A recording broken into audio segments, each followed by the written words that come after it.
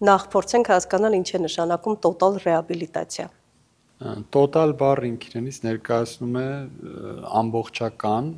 եւ համընդհանուր վերակառուցողական բուժում։ Այսինքն խոսքը ոչ թե մեկ ատամի վերականգնման մասին է, այլ ամբողջ ատամնաշարի։ Հաճախ մենք գիտենք մի խնդիր էլ կա, մինչև դանակը ոսկորին չի հասնում, մարդիկ չեն գնում բուժել ատամները կամ առհասարակ չեն դիմում բժշկի։ Այս պարագայում կարող ենք ասել, որ նաև դա է պատճառը, որ ստիպված գնում ենք տոտալ ռեաբիլիտացիայի, թե կան այլ գործոններ եւս, այսինքն հիմնականում որ դեպքում են դրանք կիրառվում։ Հիմնական դեպքերը դա այն դեպքերն են, երբ մենք ունենք ամբողջ ատամնաշարի խնդիր, այսինքն ոչ թե մեր մոտ մեկ ատամն է վնասված, այլ համարյա բոլոր ատամների վրա կան որոշ խնդիրներ։ Դա կարող է լինել ատամների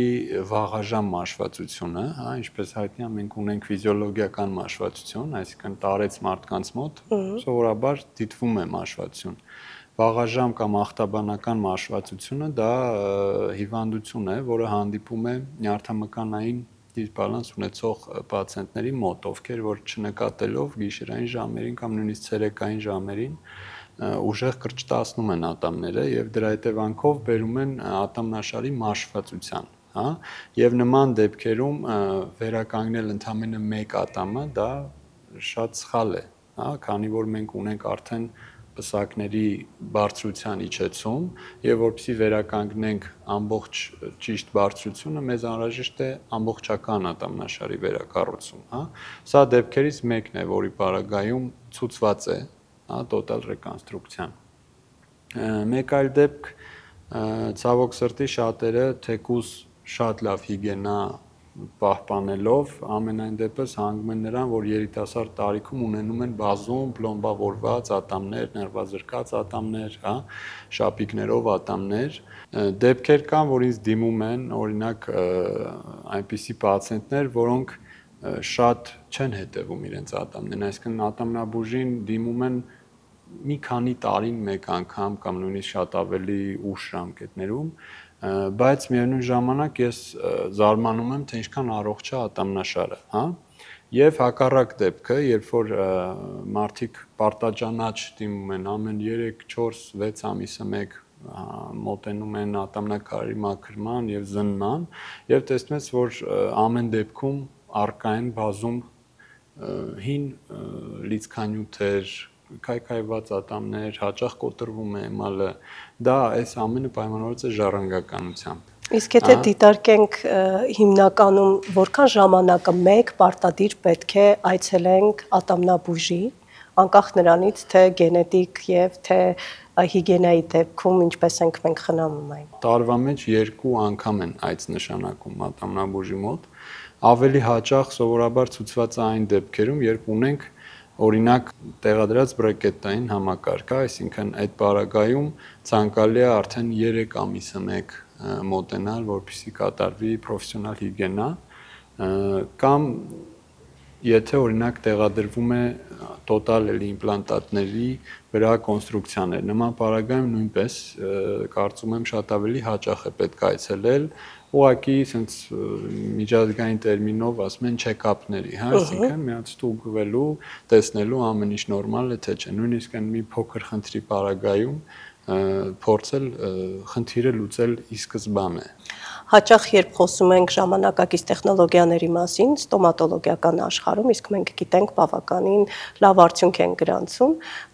ինքնաբերաբար գնում ենք գեղեցկության հետևից եւ մեզ թվում է, թե այդ ժամանակակից շատ մեթոդներ միտված են զուտ գեղեցկություն, սպիտակ գույն ապահովելու համար, այնինչ եթե ավելի խորը ուսումնասիրում ենք, հասկանում ենք, որ դրանք լուծում են բազմաթիվ խնդիրներ։ Այո, վստահեցնում եմ ձեզ, որ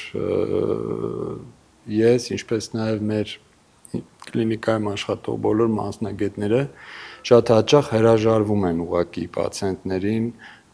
վինիրներ կամ ինչ-որ էսթետիկ գործողություններ կատարելուց հաշվի առնելով նրանց օրինակ շատ երիտասարդ տարիքը եւ իրոք դրա խիստ անհրաժեշտության կարիքը չլինելը, որովհետեւ հաճախ ինձ դիմում են պացիենտներ շատ երիտասարդ 18-19 տարեկան սովորաբար աղջիկները, որ իրանց գույնը դուր չի գալիս, մի փոքր ինչ որ շատ շեղումներ կա եւ այլն, ու իրանք պատրաստ են չեն էլ գիտակցում ինչի են գնում, պատրաստ են ամբողջ ատամնաշարը տաշել, սարքել, որ մի քիչ ավելի բաց ստացվի երանգը կամ ինչ որ մի փոքր շեղումը ուղղվի։ Այնինչ այդ մի փոքր շեղումը հաշված ամիսներով կարելի է բրեկետներով ուղղել եւ հետագայում ունենալ բնական քո ատամները կամ մի փոքր սպիտակեցում անել ու այդ հարցը լուծել, հա։ Ես ինքս հրաժարվում եմ այտենց պացիենտներին չեմ ընդունում ու հիմնականում տոտալ ռեաբիլիտացիան կատարում եմ ես ինքս այն պարագայում, երբ որ դրա համար կան ցուցումներ։ Ոչ միայն էսթետիկ ցուցումներ, այլ նաև բժշկական ցուցումներ, այսինքն եթե դա չկատարվի, հետագայում մեր խնդիրը կմեծանա։ Հա, այսինքն միևնույն է, վերջիվերջո հասնելու ենք դրան, ուղղակի ինչքան շուտ անենք, այնքան շատ ավելի քիչ կտաշվի ատամները, հա, շատ ավելի ատամնային հյուսվածք մենք ունենանք մինչև գործի սկիզբը։ Այսինքն ամեն գործողություն պետք է ունենա հստակ ցուցում։ Ես ինքս միշտ բոլոր պացիենտներիս ասել եմ, որ իմ համար էսթետիկ արդյունքը, հա, դա երկրորդական է։ Առաջնայինը դա ֆունկցիոնալն է։ Իհարկե մենք միշտ հաշվի ենք նստում մեր պացիենտների էսթետիկ ցանկությունների հետ, բայց դա քննարկում ենք, երբ որ արդեն ֆունկցիոնալ մասը ապահովված է։ Մենք հաճախ ընկնում ենք նաև նորաձևության հետևից, ձեր մատնանշած խնդիրները հիմնականում նաև դրանով են պայմանավորված, բայց ուզում եմ անդրադառնանք եւս մեկ կարևոր խնդրի։ Տոտալ ռեաբիլիտացիան իր մեջ ներառում է նաև համապարփակ բուժօգնություն, երբ կարողանում եք միաժամանակ բուժել բոլոր այն խնդիր ունեցող ատամները եւ ստանալ ընդհանուր արդյունք, որը նաև ապահովում է էսթետիկ գեղեցկություն, ճիշտ եմ հասկանում։ Շատ ճիշտ հարց ձևակերպեցիք, պացիենտներ են լինում, ովքեր կատարած են լինում համարյա բոլոր ատամների ինչ որ վերականգնումներ, բայց տարբեր ժամանակահատվածներում, հա։ Տարբեր բժիշկների մոտ։ Այո, տարբեր բժիշկների մոտ, տարբեր որակի, տարբեր մակարդակի եւ բնականաբար տարբեր գույների եւ շատ հաճախ տգեղ ինչ որ ատամնաշար է ձևավորում դրա արդյունքում։ Ես բոլորին զգուշացնում եմ, որ տոտալ ռեաբիլիտացիայի դիմելով մենք փորձում ենք լուծել հարցը կոպիտ ասած մեկընդմիշտ, հա, այսինքն որպեսզի հետագայում մոտ ժամկետներ մենք չանդրադառնանք այդ հարցին, այսինքն եթե մենք անելու ենք ինչ որ մի հատվածը, հետո մյուս հատվածը, արդյունքը չի լինելու նույնը, ինչ որ եթե բոլորը արվի միասին։ Որ ավելի པարզ օրինակ բերեմ ձեզ, ինձ թվում է որ բոլորին པարզ լինի, պատկերացրեք ունենք մաշվածություն, հա, ատամնաշարի խիստ մաշվածություն եւ պացիենտը դիմել է մեզ, ուզում է դիմացի սեգմենտի, չգիտեմ, ժանիքից ժանիք հատվածում վինիրներ, նա որպեսզի ատամները երկարի, գեղեցիկ տեսք ունենա, նախ առաջին այդ պարագայում մենք չենք կարողանում գույնի կտրուկ ինչ որ բացելու գործողություն անել, որը շատ հաճախ պացիենտները ուզում են։ Քանի որ կունենանք վերին եւ ստորին ատամնաշարի տարբերություն կամ հարևան ատամների հետ տարբերություն։ Երկրորդ խնդիրը այն է, որ եթե մենք մաշված ատամները երկարացնենք ու միայն ինչ որ մի սեգմենտում դա անենք, հա, դա բերելու է նրան, որ մյուս ատամները կարող են կոնտակտի ուղակի չգալ։ Անհավասարաչափության հետևանքով։ Այո, դիմացի հատվածում մենք ունենանք նոր կոնտակտներ, իսկ հետին ատամները կմնան կոպիտ ասած օդի մեջ։ Խոսեցինք վինիրներից, որ իրենք նաև կարող են շատ լուրջ խնդիրներ լուծել իրենց գոյությամբ, եթե դրանք արդարացված են։ Այստեղ նաև փրկություն են իրական իմպլանտները, երբ կա որոշակի խնդիր եւ օգնության են հասնում այդ իմպլանտները, կարծում եմ ձեր պրակտիկայում հենց այս տոտալ, հա, ռեաբիլիտացիայի ժամանակ նաև մեծ նշանակություն ունեն իմպլանտները։ Այո, իհարկե մյուս կոպիտ ասած ճյուղը, որը որ նորից հանդիսանում է տոտալ ռեաբիլիտացիայի կիրառման ցուցում, դա լրիվ անատամությունն է, հա, կամ խորը պարոդոնտոզը, որի ժամանակ մենք ունենք որոշակի ատամներ, բայց որոնք ունեն արդեն շարժ, ունեն ոսկրի շատ արտահայտված կորուստ եւ իրենց պահպանելը նպատակարար չի։ Այդ պարագայում մենք գնում ենք մյուս տարբերակ տոտալ ռեաբիլիտացիայի, երբ վերականգնվում են, բայց արհեստական իմպլանտատների վրա, ոչ թե սեփական ատամների վրա։ Այս պարագայում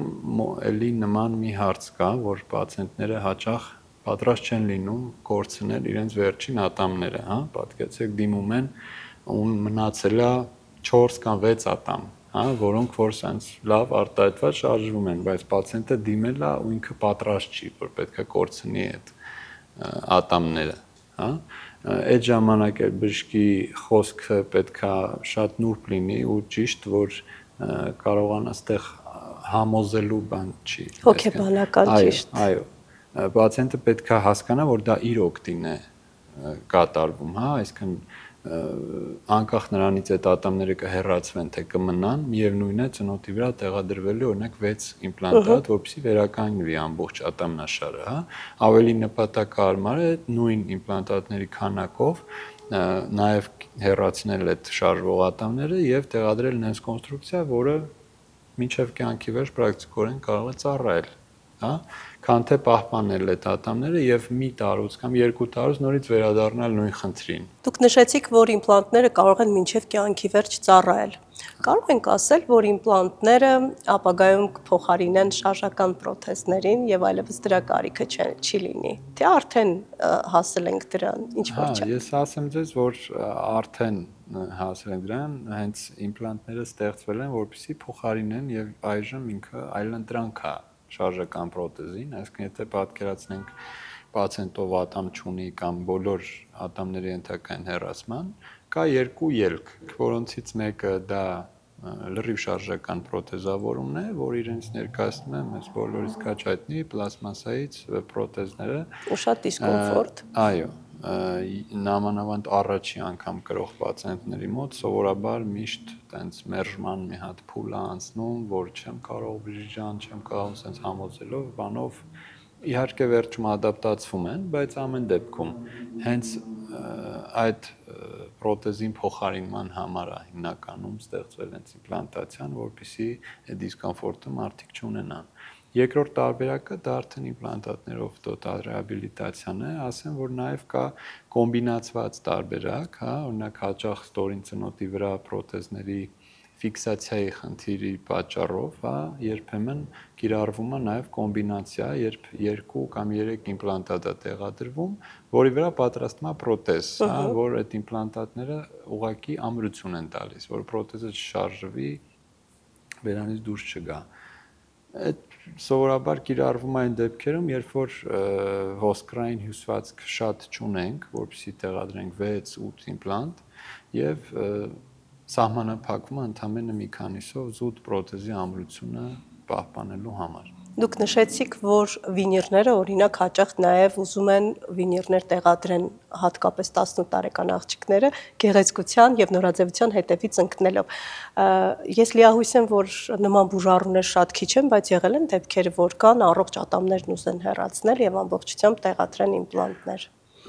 Եվ ինչ է կարել այդ դեպքում։ Գիտեք ինչ կասեմ, մեր հայ ժողովրդի մեջ կա սենց ստերեոտիպ, որ եթե ինչ-որ մի բան թանկ է, ուրեմն ինքը ամենալավն է։ Հա, այսինքն այդ որ ասեցիք, հիշեցի հենց այդ հարցով ինձ դիմաց մարդկանց, այսինքն օրինակ կա պլոմբա, հա, X գումար, կա շապիկ 2X գումար եւ կա իմպլանտ 10X գումար, հա, ուրեմն ամենալավ իմպլանտն է, եկեք ոչ թե պլոմբեք էս ատամս, հեռացրեք դրեք իմպլանտ։ Պացիենտները ուղղակի չեն հասկանում, որ իմպլանտը դա ունի իր ցուցումը, ոչ մի իմպլանտ այս աշխարհում չի փոխարինելու ձեր բնական ատամը, նույնիսկ արմատը, հա, ոչ մի դեպքում դա չի կարող նույնը լինի, հա, ու դրա պատճառով ուղղակի պետք է տեղեկացված լինեն մարդիկ, որ դա այլընտրանք է, երբ որ դու ատամը չես կարողանում պահպանել։ Երբ որ ատամը կարելի է պահպանել, նույնիսկ կիսաքանդ վիճակում վերականգնել եւ շապիկ տեղադրել, դա շատ ավելի նպատակահարմար է, քան իմպլանտատը։ Պարտադիր չի, որ ամենաթանկը միշտ լինում է ամենալավը։ Խորհրդային տարիներ եթե վերադառնանք, ապա այն ժամանակ ոչ մի բժիշկ չէր մտածում, որ պետք է ամեն ինչ անենք, որպեսզի պահպանենք ատամները, միանգամից վերցնում ու հեռացնում էին։ Եվ դրա հետևանքով այսօր վստահ ենք, որ ունենք բազմաթիվ բուժառուներ, որոնք ունեն ատամների բացակա ատամներ, դրանք շատ են։ Այսինքն ես որքան ուսումնասիրում եմ այս ժամանակների ստոմատոլոգները ամեն ինչ անում են, որ կարողանան փրկել յուրաքանչյուր ատամի կյանք եւ երկարացնեն։ Փոխվել է մշակույթ, բայց միևնույն ժամանակ դուք բախվում եք այն մշակույթի հետևանքներին։ Այստեղ տոտալ ռեհաբիլիտացիան եւս օգնության է հասնում նաեւ այս պարագայում։ Այո, իհարկե, օրինակ շատ դեպքեր ունենք, որտեղ ունենք բացակաբավական ատամներ, որոնք վերականգնում են իմպլանտատների օգնությամբ, եւ ունենք սեփական ատամներ, որոնց վրա, ինչպես նշեցի, կա ինչ որ ցուցումներ, որպեսզի իրանք վերականգնվեն շապիկների, կիսապսակների կամ վինիրների օգնությամբ, եւ այդ պարագայում նույնպես կոմբինացվում է բուժումը։ Այսինքն, որտեղ բացակա ատամ ունենք վերականգնում է իմպլանտով, որտեղ ունենք սեփական ատամ, իրա վրա տեղադրվում է շապիկ կամ վինիր կամ կիսաշապիկ, հա։ Վերջում ստանում ենք արդեն գեղեցիկ միատոն, միաձև ատամնաշար։ Եթե ընդհանրացնենք տոտալ ռեաբիլիտացիան, ապա որպեսզի նման խնդրի առաջ չկանգնենք, հարկավոր է որպեսզի ավելի խնամքով եւ հետեւողական մոտենանք սեփական ատամներին։ Ստացվում է 6 ամիսը մեկ դիմել բժշկի, անկախ նրանից գանգատ ունենք թե ոչ։ Այո, տարբեր պացիենտների մոտ տարբեր աշճանի արտահայտված ատամնանստվածների կուտակման արագությունը, սովորաբար 6 ամիսը մեկ դիմելու պատճառը դա ատամնափառի ատամնանստվածքի մաքրումն է, որի ժամանակ հիգիենիստ բժիշկը, որ կատարում է մաքրում, հայտնաբերում է նոր սկսվող կարիեսները, լավ։ Ունենք պացիենտներ, ում մոտ ատամնանստվածքը շատ ավելի հաճախ է կուտակվում, հա, դա կախված է սննդից, դա կախված է իր օրգանիզմի առանձնահատկություններից, նույնիսկ առօրյայից, հա, եւ եթե դուք նկատում եք, որ ձեր մոտ օրինակ ատամնաքարերի կուտակումը լինում է 2-3 ամիս անց, ուրեմն պետք է ավելի հաճախականացնել այդ այցերը, հա։ Եթե դա ձեր մոտ շատ ավելի ուշ է տեղի ունենում, կախված ձեր օրգանիզմի առանձնահատկությունից, դուք կարող եք դիմել տարին 1, բայց ոչ ավելի քիչ հաճախականությամբ, հա, գոնե տարին 1 կամ ոնց որ ընդունված է ամբողջ աշխարհում տարին 2 անգամ։ Հաճախ ուղակի նորաձևության հետևից ընկնելով մարդիկ չեն էլ ուզում բնական, ուզում են արտահայտված, շատ սպիտակ, որպեսզի երևա, որ արհեստական են դրանք։ Հա, մենք ունենք մեր գունային սանդղակներ, հա, որոնցից օգտվում ենք, կա բնական սանդղակներ եւ արհեստական։ Արհեստական սանդղակների մեջ կա 4 գույն, որոնցից ես իմ կյանքի ընթացքում արել եմ ընդամենը մի քանի անգամ եւ արել եմ այդ գույների ամենամուքը, որովհետեւ ես դեմ եմ այդ շատ արհեստական սպիտակ երանգներին եւ նույնիսկ բաց երանգ ընտրելուց ես միշտ խորհուրդ եմ տալիս եւ նույնիսկ պնդում եմ, որպեսզի ատամը չլինի մոնոտոն, այսինքն ատամի կտրող եզրը եւ ֆիզիկային հալնդային հատվածը չլինի նույն գույնի, այլ լինի գրադիենտով, այսինքն վերին հատվածը շատ ավելի մուգ լինի, քան ստորին հատվածը, որի հետևանքով ստանում ենք ավելի բնական։ Մեր կատարած աշխատանքներ սովորաբար մարդիկ շատ գոհ են ասելով, որ ոչ մեկ չի հասկանում, որ տեղադրվել է վինիրներ, թեկուզ ատամի գույնը բավականին բաց է։ Դա է հաջողության գրավականը, ոչ թե որ լինի մոնոտոն, sense սպիտակ, մարդկա, չգիտեմ, միգուցե ուզում է որ հենց բոլորը հասկանան, որ վինիրները տեղադրվել, այո, գումար է ծախսվել, վինիրա տեղադրվել, բայց ես դա չեմ ողջունում։ Տոտալ ռեաբիլիտացիան մի ամբողջ գործընթաց է, արդյոք միայն մեկ բժիշկ է աշխատում այդ գործընթացի վրա, թե այստեղ շատ մանրակրկիտ գործընթացի հետևանքով այլ մասնագետներ են ներգրաված։ Շատ ճիշտ հարց էր, սովորաբար աշխատում է մի ամբողջ թիմ, հա, որի մեջ ներգրավում են բնականաբար ատամնատեխնիկները, բժիշկ ստոմատոլոգը, որ կատարում է վերջնական կոնստրուկցիաների տեղադրումը, հա, բուժող բժիշկներ, ովքեր կատարում են բուժական պրոցեսներ, հիգիենիստներ, ովքեր ապահովում են ողջ ընթացքում, քանի որ ընթացքը նույնպես կարող է լինել շատ երկար, ողջ ընթացքում բավարար հիգիենան, շատ հաճախ մեր բուժման մեջ ընդգրկվում են նաև օրթոդոնտ մասնագետները եւ ես ինքս հաճախ համագործակցում եմ ծնոտաբաններ, միջազգային տերմինով գնատոլոգ կոչվող մասնագետների հետ, ովքեր որ պացիենտին վարում են ծնոտի խնդիրների դեպքում, այսինքն երբ որ ծնոտը բացելուց, փակելուց ունենում ենք հոդային հատվածներում ձայներ, կտոց, կամ ծնոտը երկար տարիների ընթացքում ոչ ճիշտ ատամնաշարի հետևանքով տեղաշարժված է լինում առաջ հետ դեպի կողքեր, նման խնդիրները մի անձնյա լուծելը պրակտիկորեն անհնար է, ու շատ հաճախ ոչ այդքան ֆունկցիոնալ արդյունք ստանում են այն բժիշկները, ովքեր որ փորձում են միայնակ այդ ողջ խնդիրները լուծել, Օրինակ, եթե պացիենտը մեզ դիմել է ատամնաշարի խճողման, այսինքն թեքվածությունների պատճառով իրեն դուր չի գալիս էսթետիկ տեսքը եւ փորձում է ինչ որ վինիրներով կամ պսակներով այդ խնդիրը լուծել։ Շատ հաճախ կենթանի ատամները, ներվով ատամները նման բժիշկները ստիպված են լինում ներվազրկել, որովհետև ատամը բնականաբար շատ է տաշվում իր դիրքից ելնելով, Այդ խնդիրը լուծելու համար, որպեսզի մաքսիմալ պահպանողական լինի մեր բուժումը եւ մինիմալ ինվազիվ, մենք դիմում ենք օրթոդոնտի օգնությանը, որը իրոք դեպքեր կա, որ հաշված ամիսների ընթացքում 2-3 ամիսների, մի քիչ բար դեպքերում մինչև 1 տարի տևողությամբ կատարում է ատամնաշարի նախնական ուղղում, ատամները ուղղվում են, որից հետո նոր սկսվում է ռեկոնստրուկցիայի փուլ, այսինքն տաշվածքներ, շապիկների պատրաստում եւ այլն։ Լավ, հաճախ ունենում ենք նաեւ բժիշկ պարադոնտոլոգի մասնակցության կարիքը, դա այն բժիշկն է, ով որ լուծում է խնդիրը պարադոնտիտ հիվանդության դեմ, այսինքն երբ որ ունենք լնդերի, ոսկրի իջեցում, բացվել են արմատի ինչ որ հատվածներ, զգայունություն ունենք, ատամները շարժվում են, այդտեղ անգնահատելի է ուղղակի պարադոնտոլոգի դերը, այսինքն եթե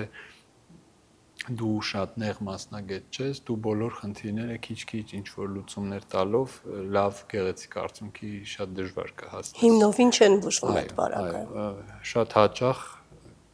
ասեմ ձեզ, կարիք է լինում այդ կատարված տոտալ ռեկոնստրուկցիան նորից կատարել, ու շատ ավելի բարդ ու բնականաբար շատ ավելի թանկարժեք։ Դրա համար պետքա, մասնագետին ընտրելուց լինել մի փոքր ավելի զգուշ։ Այս պարագայում պետք է հաշվի առնել, թե որքան մանրակրկիտ է կատարվում աշխատանքը մի քանի մասնագետների շնորհիվ։ Մենք հաճախ նաև տեսնում ենք վերջնական հրաշալի արդյունք, երբ տեսնում ենք հիանալի ատամնաշար, որոնք բնական են ըստ եւ հաճախ շատ ավելի դժվար է ստանալ բնականին մոտ գույնը, բնական տեսքով ատամներ, քան օրինակ արհեստական հավասար այդ ատամնաշարը միագույն, միատոն։ Այս պարագայում իհարկե շատ կարևոր է գործակցությունը ատամնատեխնիկի հետ։ Եվ լավ ատամնատեխնիկը գիտենք, որ միշտ ժամանակ չունի։ Այս պարագայում կարծես թե էլի խնդրի լուծում տեսել եք։ Այո, մենք համագործակցում ենք լավագույն ատամնատեխնիկների հետ եւ ունենք մեր սեփական լաբորատորիան,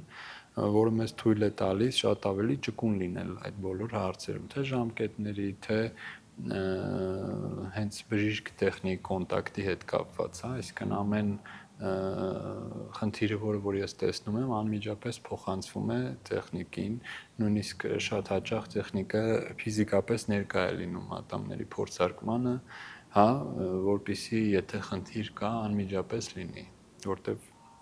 ուրիշ բան է զանգով, գրելով, ինչ որ տեղեկացնել, որ այս հատվածը սենց անենք, ուրիշ բան է, երբ որ մարդը դա տեսնում է, եւ ասեմ ձեզ, նույնիսկ շատ հաճախ, երբ որ տեխնիկը ներկա է լինում, ինքը տեսնում է այնց խնդիր, որը նույնիսկ դու չէիր տեսնում, որովհետև ամեն մարդ ունի իր էսթետիկայի ընկալումը եւ շատ հաճախ իրանք էլ լրացուցիչ փոփոխություններ անելով բերում են նրան, որ արդյունքը լինում է իրոք կատարյալի մոտ, եթե ոչ կատարյալ, Շատ հաճախ մեր տեխնիկները գտնվում են ստվերում, այսինքն երբ որ գործը լուսաբանվում է, բոլորը գովում են բժշկին, բայց հաշվի չեն առնում, որ գործի մեծ մասը կատարված է նաև տեխնիկի կողմից։ Եվ իրենց դերը իրոք անգնահատելի է մեր աշխատանքի մեջ, մենք մեր փորձի ընթացքում շատ-շատերի հետ աշխատելով, ֆիլտրելով եկել ենք եւ հասել ենք այն մակարդակին, որ մեր հետ աշխատում են իրոք լավագույն մասնագետներ նաև տեխնիկական լաբորատորիայում։ Դուք նշեցիք բազմաթիվ մասնագետների, որոնց հետ աշխատում եք տոտալ ռեաբիլիտացիայի շրջանում եւ առանց նրանց կարող եք այդ արդյունքը չունենալ։ Եթե բաժանենք փուլերի տոտալ ռեաբիլիտացիան, ապա քանի փուլի կբաժանենք եւ ըստ հերթականության ինչպես կդասակարգեիք։ Սովորաբար բոլոր բուժումները, անկախ նույնիսկ դա կլինի տոտալ ռեաբիլիտացիա, թե մասնակի ինչ-որ բուժում, ես միշտ իմ պացիենտներին խորհուրդ եմ տալիս սկսել ատամնանստվածների, ատամնաքարերի մաքրումից, հա։ Եթե դա մակերեսային է, դա արվում է հիգիենիստի կողմից։ Եթե դրանք խոր ատամնանստվածներ են լնդերի տակ, դա կատարվում է պարոդոնտոլոգի կողմից, շատ ավելի պրոֆեսիոնալ ձևով։ Դա սովորաբար առաջին փուլն է, իսկ ապահովում ենք հիգիենիկ միջավայր բոլոր միջամտությունների համար, քանի որ մեր նույնիսկ ատամի պլոմբելու, հա, լիցքավորելու միջամտությունը շատ հաճախ զուգորդվում է արյունահոսությամբ եւ այլն լնդերից, որը պետք չի որ տեղի ունենա ոչ այդքան մաքուր միջավայրում։ Դրա համար առաջի քայլը միշտ մաքրում է։ Երկրորդ քայլը որպես օրենք դա այսպես կոչված սանացիան է։ Սանացիա նշանակում է վերացնել բոլոր առկա կարիեսները, կատարել բոլոր արմատախողովակների մշակում, որտեղ կա ինֆեկցիա, դա, այսինքն նախկինում բուժված ատամ, որի տակ ունենք արմատի տակ ունենք պրոբլեմ, դա պետք է վերացվի, լավ։ Այդ բուժումը, կարիեսների պլոմբավորումը կատարվում է թերապևտ բժշկի կողմից։ Դա երկրորդ փուլն է։ Երբ որ անցնում ենք սանացիայի փուլը, ասեմ ձեզ, որ շատ հաճախ արդյունքը արդեն բավականին էսթետիկ եւ պացիենտը ոգևորվում է։ Տեսանելի է դա։ Այո, այսինքն որ ինչ որ սև կետեր, ինչ որ փառեր, ատամնաքարերը վերանում են, առողջ վերանում, շատ հաճախ հոտն է վերանում, դրանից հետո մի խոսքով բավականին տեսքը լավանում է։ Հետո արդեն անցնում ենք բացակա ատամների վերականգնման փուլին, հա, իմպլանտատներ է տեղադրվում, եթե անհրաժեշտ է բրեկետների բուժում, այդ փուլում նույնպես կատարվում է բրեկետների տեղադրում եւ ամենավերջում նոր բժիշկ օրթոպեդը, ով որ անելու է շապիկների, վինիրների, վրադիրների տեղադրումը, նոր կոկտեյլ դուրս է գալիս ասպարեզ, լավ, եւ իհարկե այս ողջ ընթացքը ինքը պետք է վերահսկի, քանի որ վերջում ինքն է պատասխանատու արդյունքի համար, նոր կատարվում է այդ գործողությունը, հա, ատամների դաշվածքը, չափսերի ստացումը, տեխնիկաների պատրաստումը եւ ֆիքսացիան։ Այս բոլոր փուլերի ճիշտ հետեւողական կատարելն է միայն, որ թույլ է տալիս ստանալ իրոք լավ արդյունք ու երկարատև արդյունք։ Բայց երկարաժամկետ է ստացվում, այսինքն երկար ժամանակ է պահանջվում այդ փուլերով անցնելը, ճիշտ եմ հասկանում։ 1-2 ատամ բուժելը դա բոլորովին այլ է, ընդհանուր ատամնաշարի խնդիրները լուծել, որոշակի ատամներ փոխել, էսթետիկ վիճակը կարգավորել, դա բոլորովին այլ է եւ հաճախ բուժառուն ուղղակի վախենում է մտածելով, որ սարսափելի թանկ է լինելու իր համար, ու գուցե հենց իր մտավախությունը, թե գնային սանդղակը բարձր է լինելու, դրա պատճառով էլ հետաձգում է այցը բժշկի։ Հիմա եկեք, եթե փուլերի է բաժանվում, արդյոք մի քիչ չի մեղմվում իրավիճակը։ Այո, այդպես էլ կա, քանի որ շատ հաճախ նման բուժումները կարող են տևել նույնիսկ ոչ թե ամիսներ, այլ տարիներ, լավ, ու շատ հաճախ ամեն փուլում կատարվում է ինչ որ մասնակի վճարումներ, լավ, միանգամից ամբողջ գումարը չի վճարվում, ամենայն դեպս մեր կլինիկայում, որովհետև դեպքեր կա, որ նախօրոք են վճարումներ անում, բայց ամեն դեպքում կատարվում է ամեն էտապը իր համար եւ քանի որ տևողությունը երկար է, ստացվում է, որ միանգամից ֆինանսական գերծանրաբեռնվածություն պացիենտների վրա չի լինում, բացի այդ մեր կլինիկայում այժմ հասանելի են բազում ճկուն վճարման համակարգեր, այնպես որ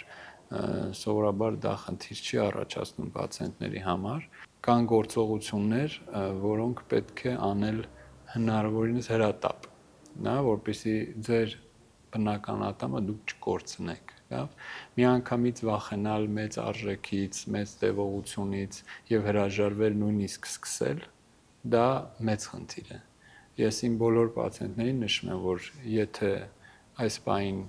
թե ֆինանսական, թե ժամանակային նկատառումներով դուք չեք պատրաստվում սկսել բուժումը, մենք ունենք սկզբնական փուլեր, դա ատամնակարի մաքրումն է, դա բերանխորոչի սանացիան է, լավ, գոնե այդ փուլերը, որոնք որ ուղղակի օգնում են ձեզ չկորցնել ձեր հիմիկվա ունեցած ատամները, սկսել, այսինքն միշտ բարդ է սկսելն է եւ ասեմ ձեզ շատ հաճախ պացիենտները ուղղակի սկսելով եւ տեսնելով արդյունքը սանացիայից հետո արդեն ողջևորված շարունակում են եւ ես հասկանում եմ որ այդտեղ խնդիրը ոչ միայն ֆինանսի եւ ժամկետի մեջ է, այլ ուղղակի իրենց վախը, որ պետք է սկսել, պետք է ինչ-որ երկար մեծ գործ անել, որն էլ իր հերթին բավականին թանկարժեք է եւ այլն։ Ուղղակի պետք է հաղթահարել այդ վախը։ Այլ հարց է, որ բուժառուն ենթադրենք Միացյալ Նահանգներից է ձեզ դիմում, գալիս է այստեղ 1-2 ատամ կարգավորելու, այլ հարց է, երբ այդ երկարատև ընթացքը պիտի տեղի ունենա, ինչպես եք փորձում խնդիրը լուծել։ Սովորաբար շատ էլի ակտուալ հարց եք տալիս, սովորաբար բուժառուները չեն պատկերացնում ամբողջ խնդրի ծավալը, դրա համար մենք ներդրել ենք շատ ակտուալ մի բան, մենք կատարում ենք նաև on-line կոնսուլտացիաներ մեր կլինիկայում, այսինքն բուժառուն կատարում է հետազոտություն, կատե հետազոտություն, ռենտգեն հետազոտություն, որը փոխանցվում է մեզ եւ մենք նախորդ կարողանում ենք գոնե մասնակի պլանավորել։ Իհարկե վերջնական արդյունքը մենք ունենանք, երբ որ ֆիզիկապես տեսնենք ատամնաշարը, խնդիրների լրջությունը, բայց գոնե նախնական պլան մենք կարողանում ենք տրամադրել եւ երբ որ դու պատրաստ ես արդեն թե ինչ պետք է կատարվի, դու շատ ավելի արագ ես որոշումներ կայացնում այդ պահին եւ շատ հաճախ այո, մեզ դիմում են հենց արտասահմանից եկած մեր հայրենակիցները, թե արտասահմանցի պացիենտներ եւ շատ կարճ ժամկետներում մենք կարողանում ենք իրենց խնդիրը լուծել։ Առաջի ֆակտորը դա այն է, որ մենք անելով on-line կոնսուլտացիաների նախորդ ունենում ենք բուժման պլան, գոնե նախնական, լավ։ Երկրորդը դա այն է, որ մենք ունենալով սեփական լաբորատորիա բավականին օպտիմալ ենք օգտագործում ժամանակը եւ հնարավորինս արագ տեմպերով ենք կատարում մեր բուժումը, փորձում ենք տալ հնարավորինս լավ արդյունք, հնարավորինս կարճ ժամկետներում։ Եվ վերջին հարցս, մենք խոսում ենք անդադար եւ ասում, որ մենք հայերս չենք սիրում այցելել բժիշկների եւ մինչեւ դանակը ոսկորին չի հասնում, չենք գնում, այնքան ենք թողնում, որ վերջում ստիպված ենք լինում շատ ավելի թանկ վճարել, եթե նա կարող էինք շուտ ժամանակին մոտենալ բժշկի եւ կանխել այդ ամենը։ Բայց կարծես թե մենք տեսնում ենք մարդկանց, որոնք տեղափոխվել են Հայաստանում բնակվելու եւ դիմում են բժշկի, այ իրենց մոտ կա այդ մշակույթը եւ ավելի գիտակցված են մոտենում խնդրին։ Արդյոք այդպես է թե ոչ։ Մեր այս զրույցներն էլ նույնպես մենք շատ մեծ սիրով ես մասնակցում եմ, հաշվի առնելով, որ սա լրացուցիչ ինֆորմացիա է բոլոր բուժառուների համար, այսինքն մարդիկ արդեն տեղեկացված են լինում, թե ինչ տեսակներ կան խնդիրների լուծման, ինչ տևողություն կարող է դա ունենալ, հա, լուսաբանող ինչ որ բան է իրենց ներկայացնում այս զրույցները եւ ես զգում եմ, որ հիմա շատ շատանում է այդ ամենը։ Միգուցե մեր մոտ մի քիչ ավելի ուշ եղավ այս փուլը, բայց դրական շարժը անշուշտ նկատելի է։ Այսինքն արդեն շատ ավելի երիտասարդ պացիենտներ մոտենում են գիտակցելով իրենց խնդիրը, մոտավոր հասկանալով ինչ լուծումներ եք դուք առաջարկելու, այնպես որ կարծում եմ երբեք ուշ չէ, պարզապես պետք է լինել տեղեկացված։